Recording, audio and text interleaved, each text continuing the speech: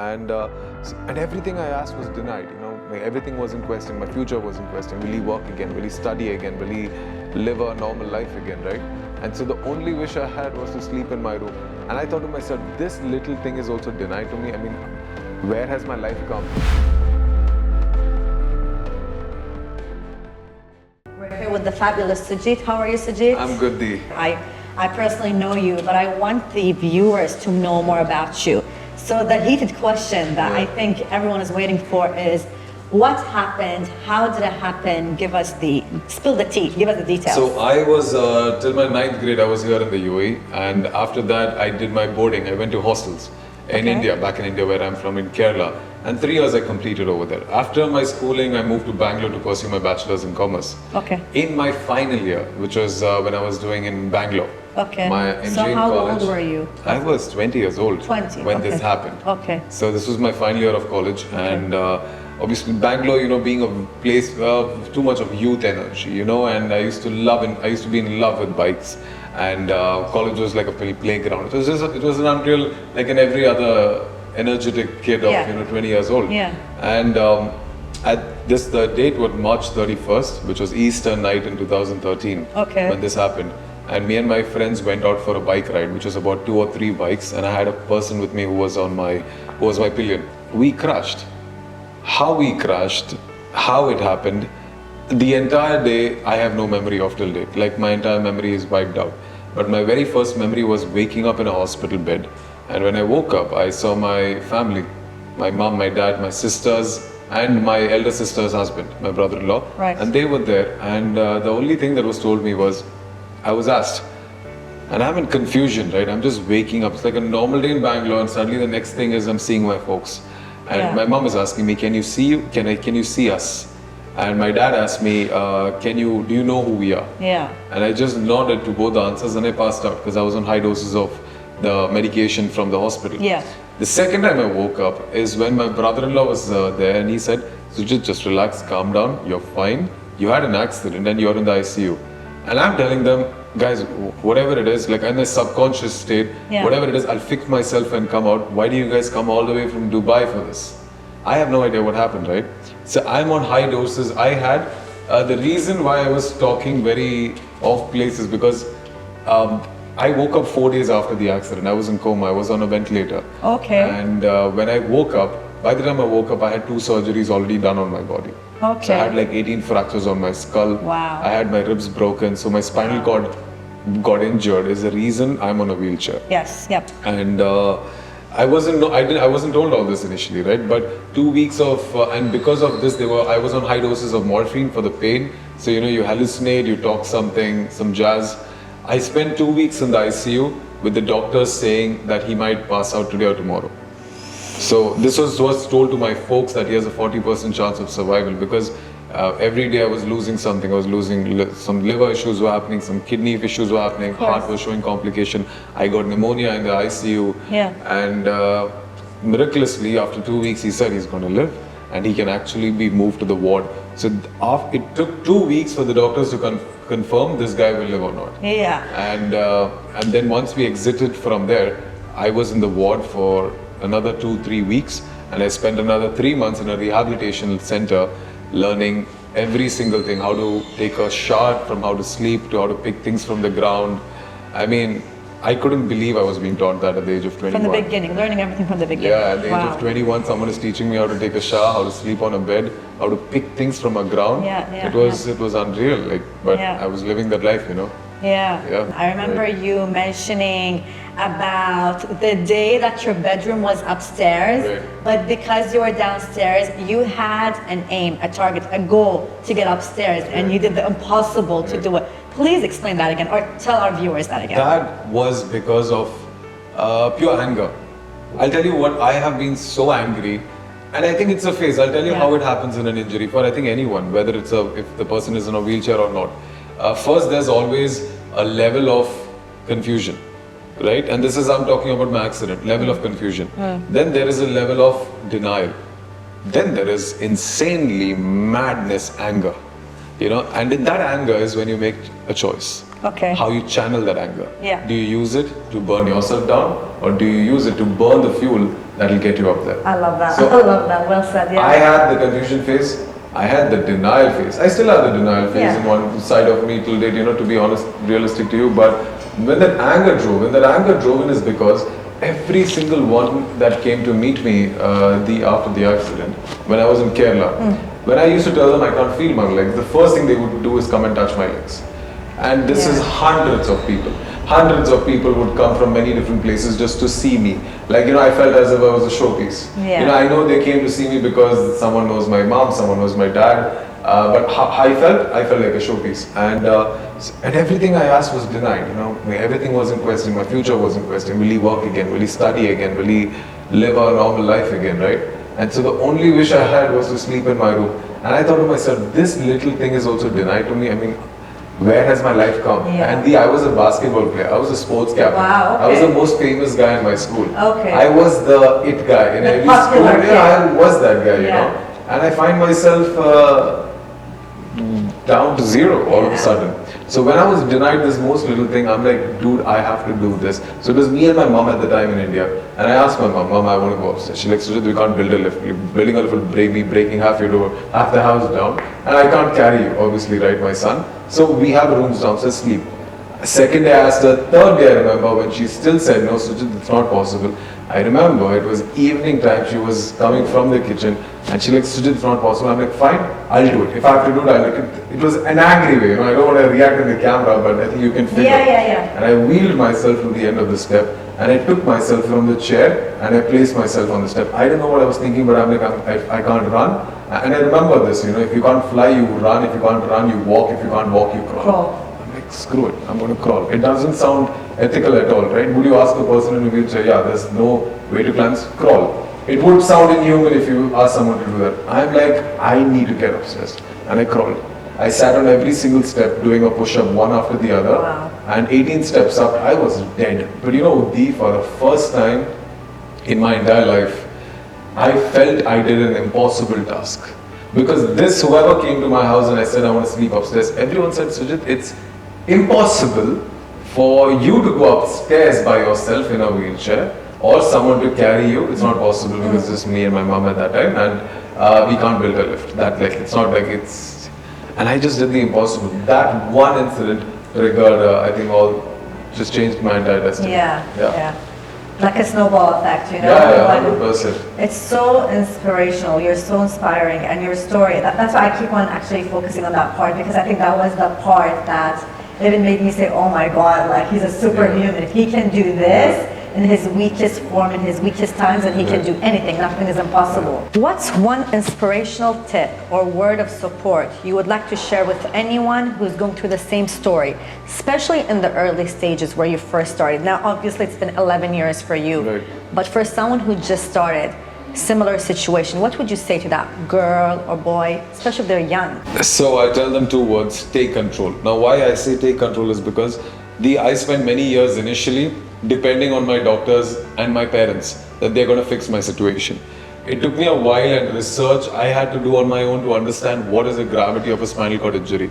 Then it broke my heart. Then I understood there's no cure for it. People are still doing a lot of research. So I spent a lot of those years hoping today I'll wake up, tomorrow I'll wake up. And there's nothing worse than getting your hope broken down. Then I reached a point to understand that I was young, I was 20 years old, that taking control of my life and my decisions, and I'll decide what are my limitations. Not others. Because people were telling me what you can and cannot do. Doctors were telling me what is possible and what's not possible. I get it, to a science there's a certain limit. To what people tell you is a certain limit, but you decide your limits. I mean, haven't we seen insane, miraculous stories of people doing amazing things what other people cannot fathom? What was different about them? They were human beings as well. They were not gifted with an extra bone, extra muscle, extra tissue, no. But they had a mind. So this is what I would tell people: take control, you decide. Agreed, it's not an easy ride. It's never an easy ride for anyone, especially even with depression, it's not an easy ride. So take control and you can fix it, but step by step, one by one. It doesn't happen overnight. It takes years and years of telling yourself that you are capable, that you can, it is possible, and it will happen eventually. Just have the words come out of your mouth. It is possible, you are capable, and you can. It's as simple as that. Just have a positive affirmation towards life. Words of affirmation. Yeah, Yes. and agreed. If it doesn't work, it doesn't work. But what's the harm in trying it? Trying, yes. One guaranteed thing is that it will not work if you keep saying it will not work. Exactly. You know, so just have a positive mindset Exactly. about it. And I'm not saying everything will turn out 100% bright and shining, but at least 80% will. Wow. Yeah. So 80 is definitely, I would take 80 over 100 any day. Yeah. If you had the chance to do one thing differently or go back in time, what would you choose to do?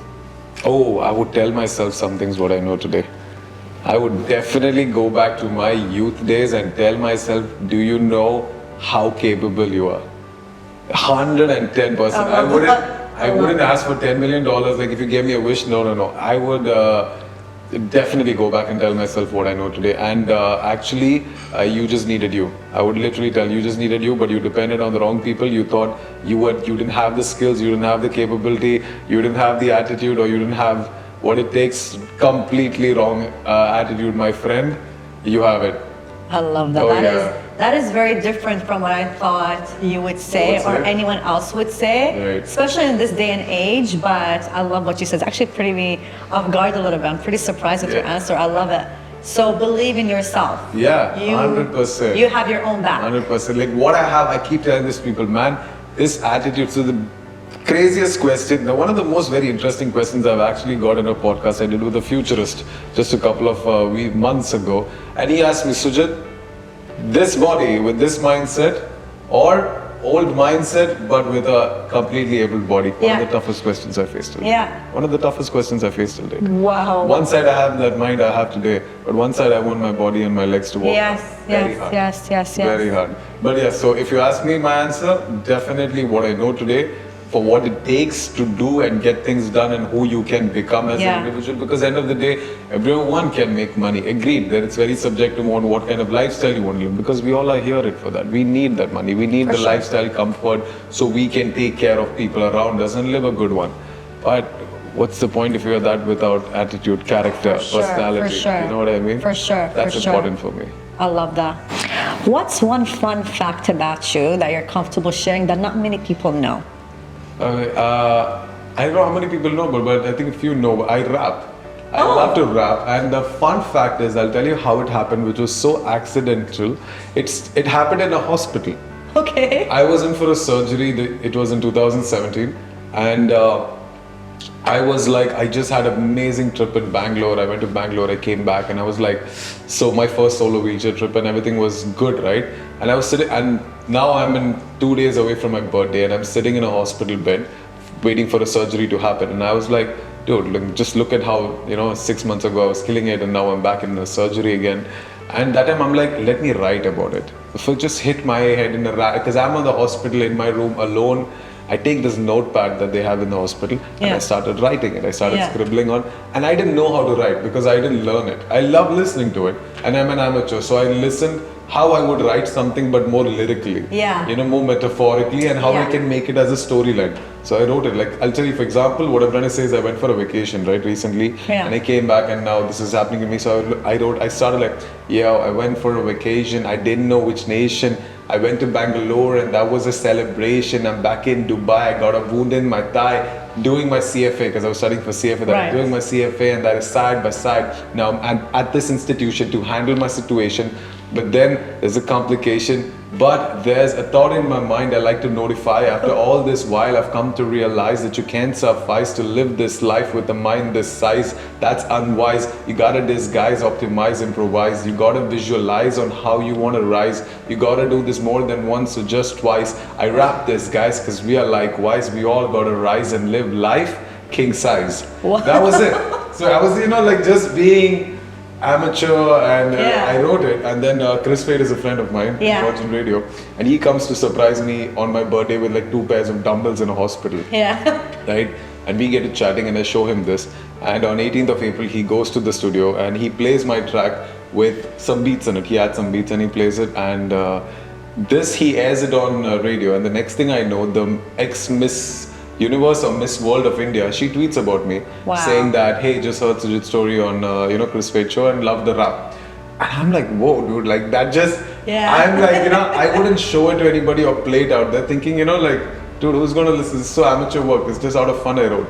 So then getting Masala Award, and that was a big thing because I have all these Bollywood stars and I never imagined it. And then I got to myself thinking, dude, I would have never put this rap out by myself, for sure. Telling the world, hey guys, this is what I wrote. Someone accidentally did that to me. So what did I do? I allowed fear to control something which I thought would come out as stupid. Exactly. But when someone did that for me, I landed an award. A lot of people heard it. Some people found it empowering and liked it. I'm like, I gotta write some more. And then I think from then I've written about 8 to 9 songs. But in 2000, but I never published it. This is still there, okay? So I've written all this. I've always like, one day I want to put it out there. I want to put it out there. I've written about, I'll tell you even what I've written about. I've written some things about my story. I've written something very casual, very old school hip hop. I've written one about a girl I saw crossing on the road. I've never seen her face till now, but I found out when I saw her crossing, I saw her so beautiful. So I literally went and I wrote an entire song on her. Wow. Like there's a verse and I take you to Malibu just to hang with you, like Venice and Greece, that be on the way to 5-star baby, let me give it to you. All the things that's so good to be true, so beautiful, I want to call you my boo. Turn up. So it's something like that. So I'm not gonna I'll get you guys a sneak peek, promise. So that's how crazy I went into rap after that. You know, I used to get so creative, like look for inspiration from here and there. And in 2021 is when a company approached me saying, Sujith, can you write a song for us? I'm like, wow, you know, and again got scared. And they were doing a song for, they were doing a documentary on People of Determination, and we want a song on that. So I started thinking, what could I write on People of Determination? And that's how my first music video came out, called Determined. Wow. So that was completely based on People of Determination, Look, like again, you surprised us with how many layers you have that not many people know. But I love the fact that you keep on saying, you know, it's fear that would stop me. You're right. So don't you have an advice for all the viewers that, then again, it just goes to show that nothing is impossible and you have to try or else you'll never know. More than the younger ones, I'll tell why I would tell this for the, older ones, I would tell this why I'll tell this for the younger ones. When you're young is why you're scared, right? But as you grow older, you start understanding how the world really works and nobody really cares about you that much as how you thought it is. And you know, you can still have a gutsy move to take a chance. But in your youth, you're more fear of embarrassment on how you will come up across your peers and to the world out there and how people might judge you, because let's face it, you know, the world is kids are being too conscious these days about things and surroundings around them. So to them, I would tell you, take a chance. I mean, I probably stopped doing a lot of things in my youth because I was out of fear how I would look stupid, or you know, you don't want to be embarrassed, you don't want to come out. Of course, And when you are later in your age of life, you are at a state, I can't take a risk out of fear, not just because of fear, because you might have too much to lose. The reason I pushed myself beyond a lot of boundaries at one age is generally because at one phase I thought I have nothing more to lose. I'm like, dude, I already lost my legs. What? I mean, I'm going to lose my life. But that was like, it's a little deep talk here, but I meant like, I was like, you know, I have to do whatever I have to do now. I had no more fear, I had nothing more to, like I said, nothing more to lose. I'm all in. All my cards are on the deck. So inspirational, not only for the POD community, but for everyone else. Everyone else, the youth, the elders, even kids. I think anyone who would listen to you and listen to your background and your story and your so many layers that are, you know, linked to you, it just goes to show that try it, give it a go. Take a chance. Give it a go. And you've got your own, you know, your own selves back. And if it doesn't work out, so be it. So be it. You know, you'll never know, right? But something will open in that pursuit. That's for sure. I mean, look at, like, we have legends. For me, I try to do a lot of things so that when I can be remembered for something, or people can follow that this thing. You know, Kobe Bryant, wow. You know, like his principles and his work ethics, something that inspires me till date, and I follow it word by word. You know, Mamba mentality. Muhammad Ali, the way his attitude, his confidence were. But leave all that sports things aside. If you look at in real life history, let's take J.K. Rowling for instance. How much times was she rejected? She is one of the one of the biggest best-selling billionaire authors, right? I mean, but how many times can an individual be rejected and still pursue a dream? Never give up. That is power. Never give up. Never give up. And above that, never give up attitude. You gotta have that. Love it. What's one product you would like to recommend to the POD community, especially people in similar situations to you, or in general, from Gilani Mobility Dubai? I would tell the most basic itself being the wheelchair. I'll tell you why. Now, when I started off, nobody recommended a wheelchair to me. I was told a normal wheelchair would do. Now, there are different wheelchairs, as you know. In hospitals, the kind of wheelchairs you see, the ones you see outside, and then we have active wheelchairs in Gilani Mobility, Dubai, right? So I would say, before I knew any of this information, yeah, any wheelchair would work, even a hospital wheelchair would work. But what people don't know is that as when a person gets in a wheelchair, they think any wheelchair would work, but it's not custom made for them. That's a big problem they're going to face in future. Meaning, in terms of wheeling, all these wheelchairs that's, you know, they're built in hospitals and all of them, they are the wheeling, the starts, like the shoulders go way back. Now, for people don't know, when everyone wants to be independent on a wheelchair, right? So doing that 10 to 15 minutes itself, you're going to have injuries in your body. Right. So Gilani, what I like about Gilani Mobility is that they explain to you that every wheelchair is custom built. Now, people know there are many different models that they have, but every single model is for a different kind of purpose. Yes. In what kind of comfort and what kind of suitability an individual needs it to. Right. But Yes. the most important part being being the fact that it's makes a person active. That's why it's called an active wheelchair. And like for me, an active wheelchair was a game changer.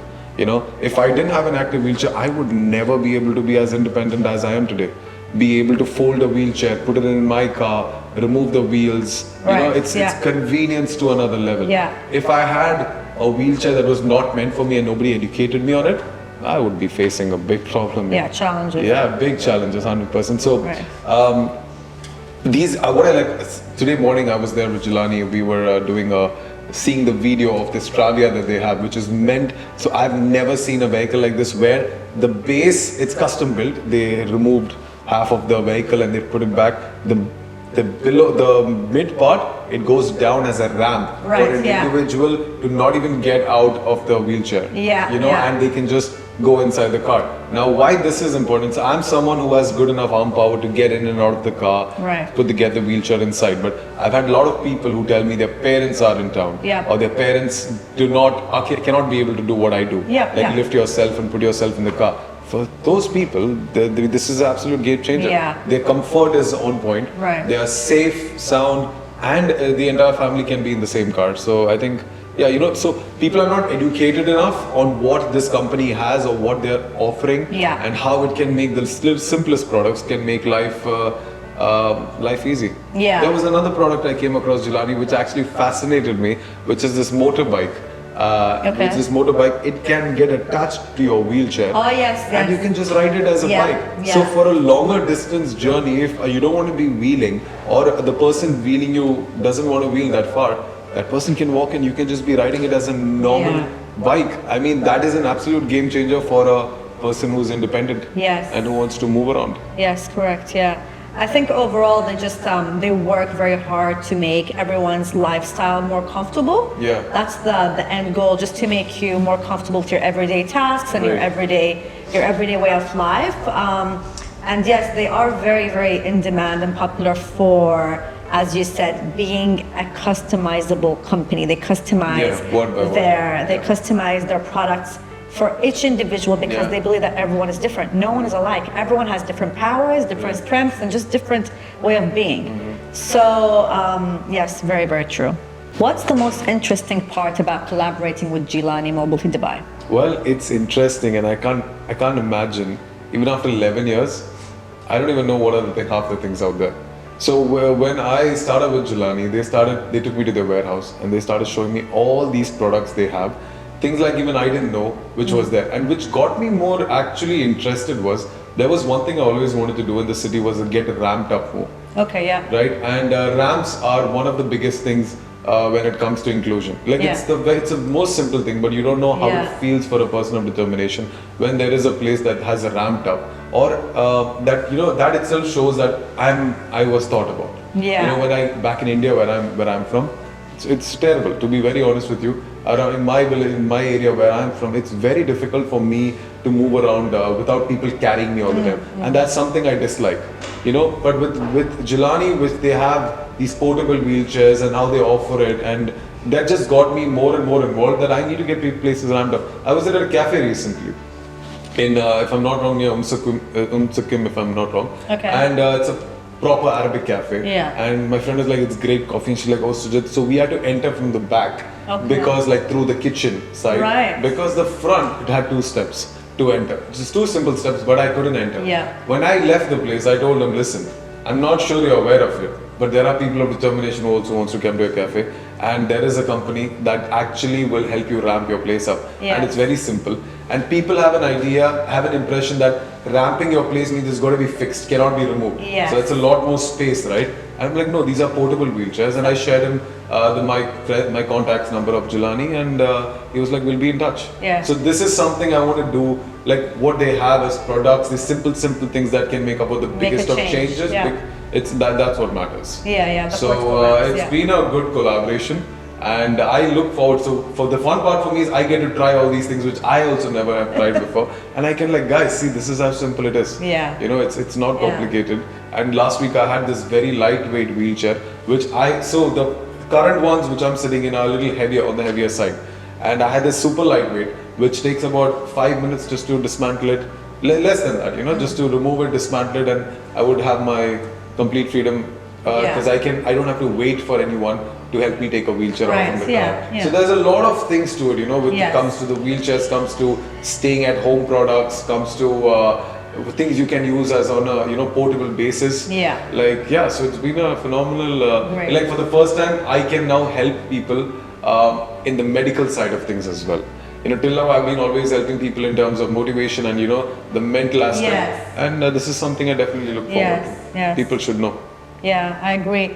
Well, technology is always evolving. Right. And, you know, one thing about Gilani, they always try to evolve to try and not catch up, but actually be on top of their game to help, then again, help people with their lifestyle, make your everyday lifestyle easier. And just like you said, as simple as it sounds, you know, go to a cafe, a lot of people would want to go there. You know, even moms with prams, you know, if you think about it, even moms with prams, you wouldn't be able to go up their stairs, or it would be a hassle.